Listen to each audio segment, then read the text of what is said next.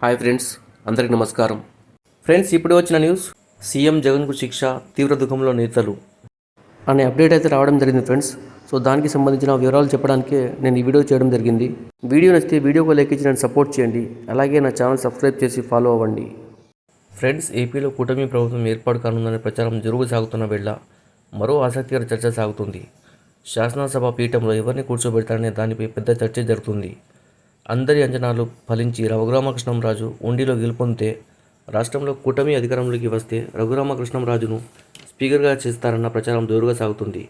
రఘురామను దూషించిన జగన్ సహా వైసీపీ ఎమ్మెల్యేలంతా రఘురామను అధ్యక్ష అని పిలవాలని, అదే జగన్కు పడే మొదటి శిక్ష అని టీడీపీ భావిస్తున్నారు వినికిడి.